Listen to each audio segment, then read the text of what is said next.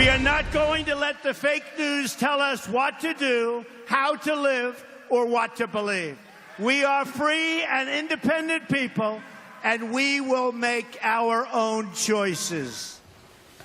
That was Donald Trump last night in Florida. And this morning, we are thankful to be joined by the anchor of Fox News Sunday, Chris Wallace. Chris, good morning. Hey, Chris. Morning, Chris. Hey, guys. So I'm sure you saw the speech. I know you did. Last night, the president continued his blistering attacks against the mainstream media, but he made some historical references, and I want to play this and get you to react to it. Take a listen. Thomas Jefferson, Andrew Jackson, and Abraham Lincoln, and many of our greatest presidents fought with the media and called them out, oftentimes on their lies. Chris, we did some research. Thomas Jefferson called the press the only toxin of a nation. Lincoln said newspapers lie and then they re-lie. Are we putting too much into the fact that he's going after the press that's clearly going after him? Well, yeah, I didn't know you were going to say this, but in fact, I have a historical reference here from Thomas Jefferson, who back in 1787, of course no, you do. I really didn't know you were going to say this, said this, and I think we need to keep this in context. He said, were it left to me to decide whether we should have a government without newspapers or newspapers without a government, I should not hesitate a moment to prefer the latter. Yes, presidents have always had, and politicians have always had problems with the press. They want good press. The press doesn't always give it to them. But what Jefferson there is, despite all of our disputes, that to the functioning of a free and fair democracy, you must have an independent press. And that is why so many people were really upset when Donald Trump said, look, we're big boys. We criticize presidents. They want to criticize us back. That's fine. Yeah. But when he said that the fake news media is not my enemy, it's the enemy of the American people, I believe that crosses an important line. One of those people that are up in arms about this is Senator John McCain, who's overseas at the moment, and he says that the president's attacks are a sign of a dictatorship. Here's what he said.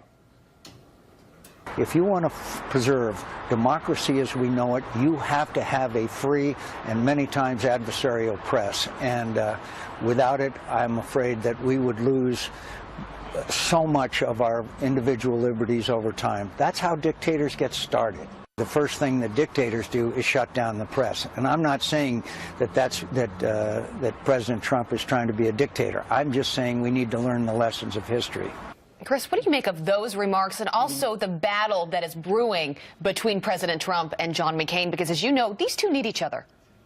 Well, I would say that in terms of what John McCain said there, particularly with the clarification, he's not saying that Trump is starting to become a dictator, but that trying to shut down an independent and fair media or free media, not necessarily even fair. Part of what the founder said is it can be unfair, but the idea is that in the wash of all of the media coming out with all of their reports, it's a check on power, and that and he was saying that in dictatorships, there's state-run media, and there's no opportunity for a free, independent press. So I think he's exactly right there. As far as Trump and McCain, it's absolutely going to be a continuing soap opera saga in this administration. Sharp differences between the two, especially when it comes to foreign policy, especially when it comes to Russia. Reince Priebus on your show this morning has said overnight even some critical things about the press and that relationship. What are you going to be talking with him about today? I'm going to be talking to him about the press and that relationship.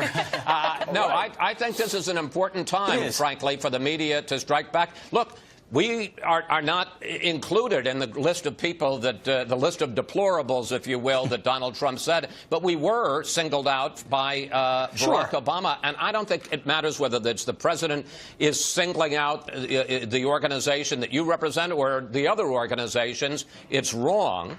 I mean, we can take criticism, but to say that we're the enemy of the American people, I think, really crosses an important line. In addition, we're also going to have Rush Limbaugh. Can't wait to get him involved in this conversation. Well, he'll certainly have comments on that. You talk about the free and independent press, which is totally correct. But what President Trump would say is, I'm taking on the hidden bias. I'm taking on a press that tells you they're unbiased, but actually the New York Times has a massive bias, and then we're supposed to pretend like that's the mainstream media. That's the paper of record. You know, when our founders were there were partisan press. Papers were Republican or Democrat or Federalist, and it was open about it. He's saying they tell you they're unbiased, but I know they're biased because I see the fake news. Is there something there? It's not about the independent press. It's about the bias of the press. I think there's absolutely something there, Pete. And if he had said that, you wouldn't have heard a peep out of me. I mean, Lord knows Barack Obama criticized Fox News. Donald Trump wants to criticize the New York Times. That's fine. But it's different from saying that we are an enemy of the American people. That's a different thing. Yeah. And people need, and I know that there are a lot of listeners out there who are going to reflexively take Donald Trump's side on this. It's a different thing when a president, because if it's a president you like who talks about trying to, the press being the enemy of the people, then it's going to be a president you don't like saying the same thing. And that's very dangerous. We look forward to your show, Chris. It's going to be a good one. Thanks, Chris. A lot to talk about. Good to see you. Thanks, Chris.